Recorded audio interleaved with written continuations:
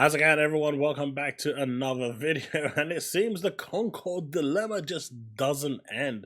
In fact, it's the gift that keeps on giving. If you saw my thumbnail, as Colin Moriarty here is saying, this game, according to Herman Hulse, was supposed to be the future of PlayStation. This was supposed to be their Star Wars-like potential.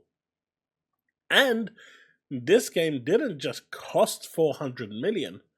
If you factor in how much it actually cost them to buy the studio, we are potentially looking over 600-700 million for what is now the greatest flop of all time. Now, that's crazy when you think about it, right? How much they actually bought the studio, I'm not sure. So I'm going to give like a rough 200-300 million guesstimate there, but wow, this is crazy. So I'm going to sit down and react to this because I think it's kind of important. There's a lot of things said here, so let's get cracking because this gift just keeps on giving, and it's so nice to see the tables turn for once, and the tables are turning in such a good way.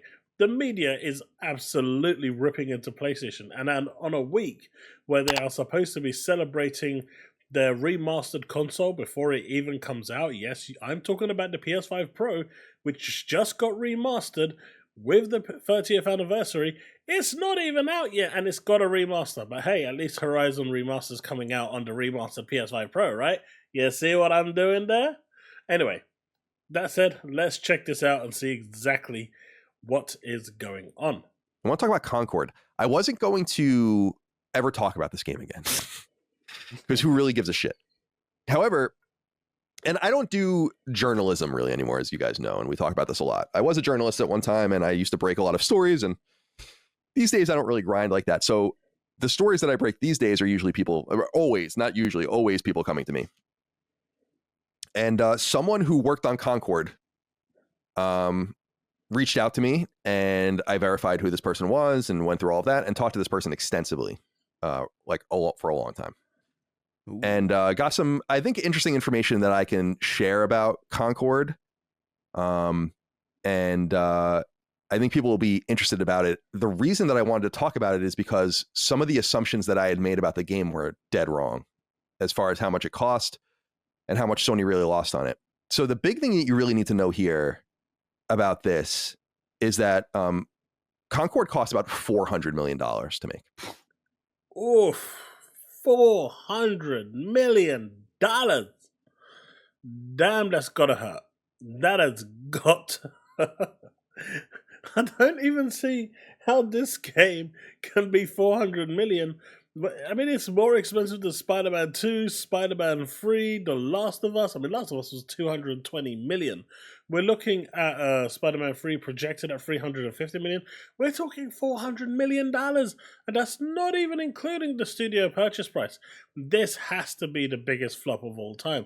I mean, the head of the Firewalk has already walked out. He's left. He's YOLO'd out of there. He knows what's coming. It's clearly obvious. Oh my god. And the story goes that Concord, by the time Concord was, so in the first quarter of 2023, Concord had basically entered an alpha state. This was before Sony had even purchased the team. But Sony had been working with Probably Monsters, and which was the original owner of Firewalk and Firewalk, probably since late 2020, maybe 2021 at the latest on Concord. The game was in development before that. Up to the point that the game went into alpha state, they had already spent about $200 million on it.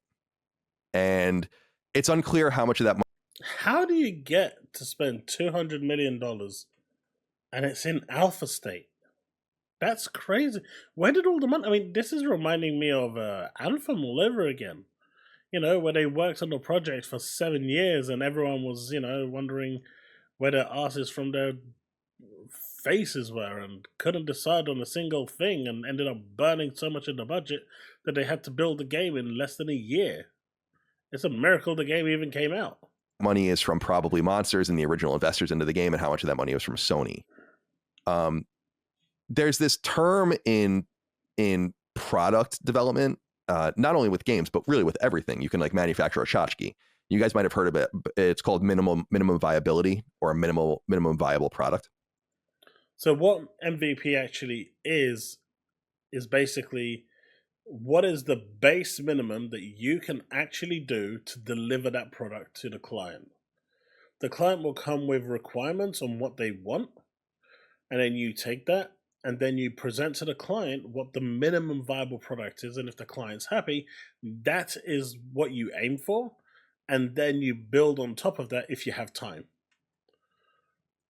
The idea behind this, or MVP, the idea behind this is that this is like what you're trying to achieve, and it's like once you cross this barrier, you feel comfortable selling it. It's not that it's the best it can be, or that it's what it's going to be by the time you launch it, because there's all sorts of extra stuff you do to it. But like, this is the minimum viability of the product. When the game, and this is a common, term, and it's a common thing that happens within tech industries. This is like common practice. You always have an MVP of what is the minimum. You've obviously got the happy day scenario of everything is included and everything is within budget and everything gets to go out and is made and built on time. But you also have to work out what the MVP is, because if things don't go your way, you still need a minimum viable product in order to push out. Had already had $200 million spent on it and was basically in an alpha form in Q1 of 2023. From that point until the game launched, Sony spent another $200 million on it. The scuttlebutt behind the scenes about Concord is that the game was in a laughable shape when it was shown, and basically like when the alpha was ready to go and they were kind of being like, we're ready to kind of get moving towards getting this thing out in the next year or two. It was in such horrible shape that Sony felt like they needed to spend that much money again. So, 200 plus 200 to get the game to the MVP status, not to the status of it being like a great game, to get it to just viability. That's crazy. I mean, there must have been severe management fails here. Like, literally no one was running this ship. For you to be spending that much money on this game, I mean, it's crazy. When you look at games like Ghost of Tsushima, which cost $60 million to make, you look at Spider-Man, which was what, $200 million? Even Spider-Man 3, which is going to be $350 million projected. Then you've got Concord, which is at $400 million just for the minimum viable product. That's crazy. And that at that time in Q1 2023, there was nothing done. Like, a major expense was having to urgently outsource much of the game to other studios to finish building the game out. And that two fundamental things were not worked on at all up to the point in which the game was shown in alpha. Onboarding, nothing about that. No, like there was nothing about how players get on, like how they make their character, all that kind of stuff, or, choose their character and get there, and monetization. Two very expensive, very specific and boutique things that happen to games like this.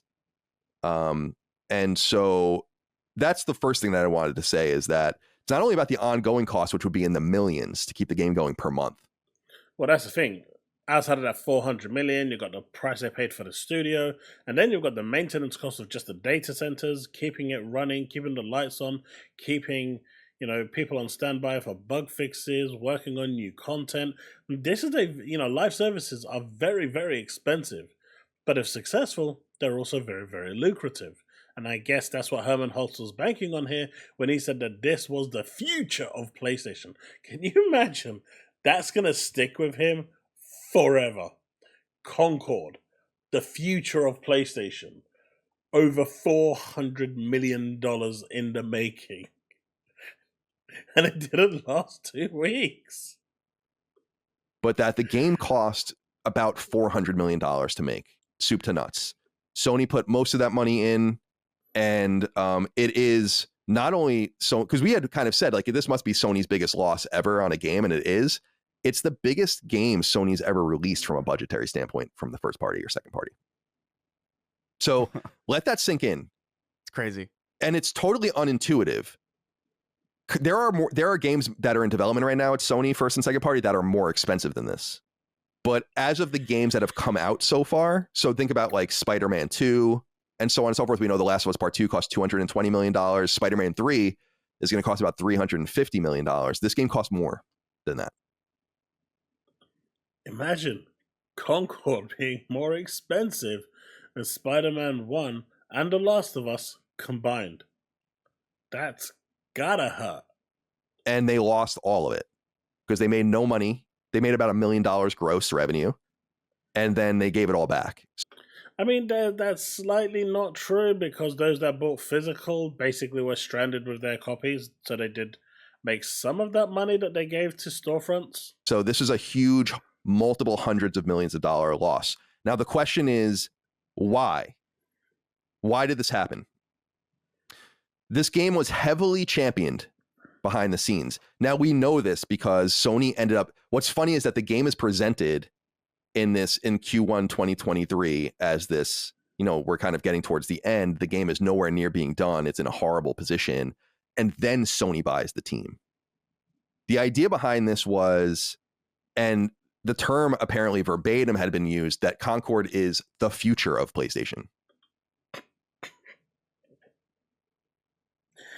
Not like this, man. Not like this. The future of PlayStation. Concord. Let that sink in, folks. Herman Holst's future of PlayStation was Concord. That they had such major ambition for this game that it was referred to internally as a Star Wars-like project for Sony. I mean, if they're talking about the latest series of Star Wars, I guess they're probably not wrong, because since the trilogy, including the final trilogy, it's kind of been like... So I guess they're technically right with that one. Sony, that it can be repeatedly revisited over and over and over again, not only in cross-media, but in what we were seeing. We've already kind of seen little bits of it. So the weekly story vignettes that they were going to release, and then, of course, the inclusion in Amazon's Secret Levels anthology. That's going to age like... That's going to age really well. I don't think Sony thought this one through. I'm pretty sure they didn't. Like just scratching the surface of it.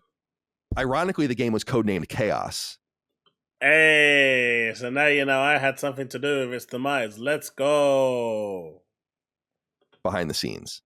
And a major thing about the game is that there was, and I think we can kind of get this vibe from just the nature of the people making it and kind of the way the game reads and all that, a toxic positivity vibe.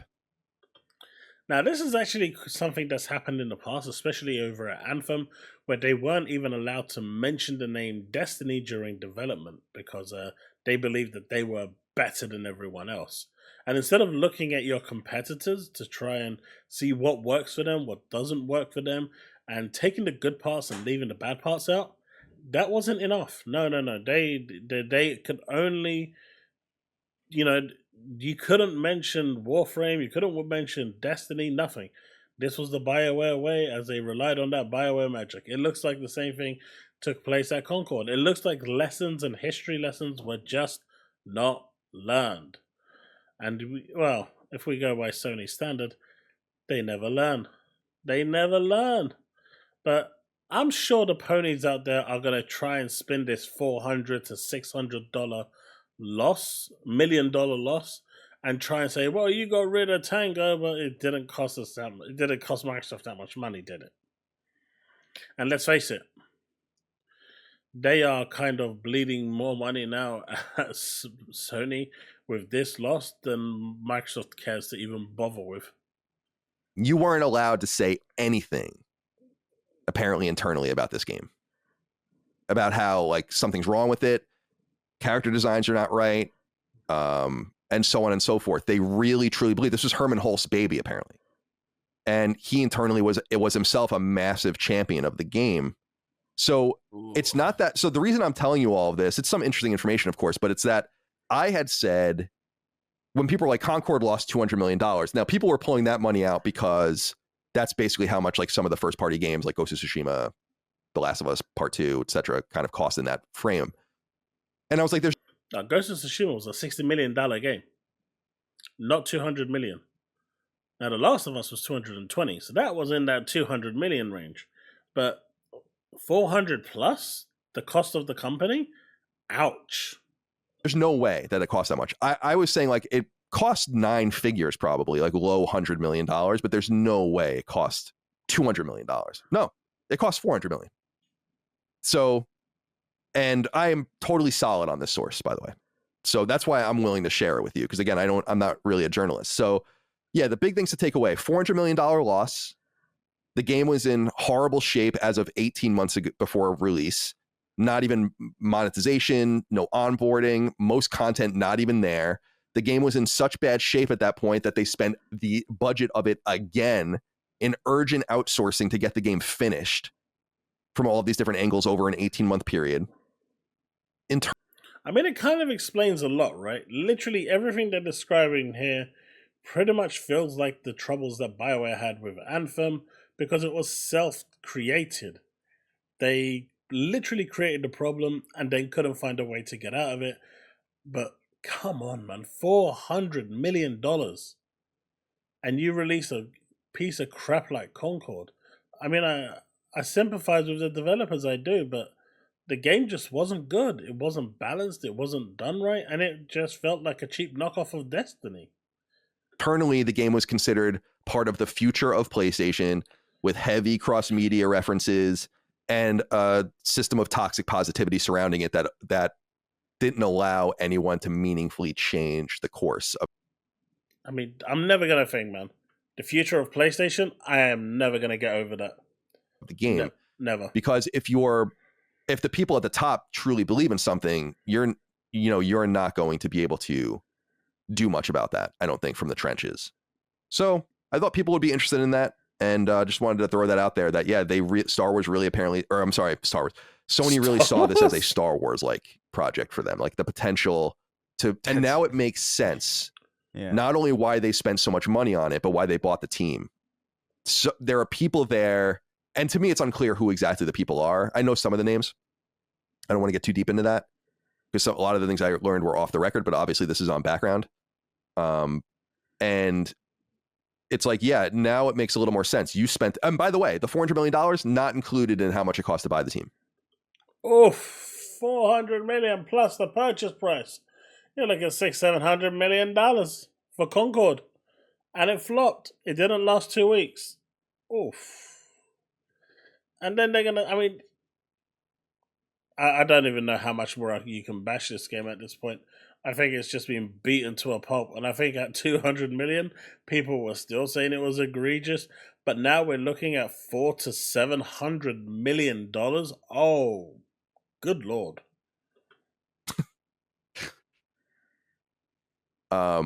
So yeah, so Concord is Sony's biggest released game by budget to date, and it is the biggest loss that they've ever had as a company on a project before. That's rough, man. That is rough. That is absolutely rough. But what gets me every time is when Herman Hull said that this is, for him, the future of PlayStation, and he thought it would have a Star Wars-like potential. I mean, I guess, like I said, with the Star Wars one, he wasn't wrong because Star Wars has been nosediving for quite some time now, so that kind of makes sense. So he got that one right. But the future of PlayStation, does he really see the first-party IPs literally that bad? To say that Concord was better than, The Last of Us, Ghost of Tsushima, Uncharted, all of their first-party IPs that could easily be considered better than Concord.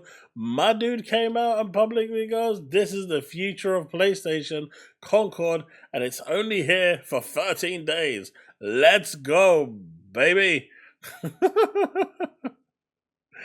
Oh, man. What can I say? I don't think there's much else to say. Concord really is the gift that keeps on giving. over 400 million.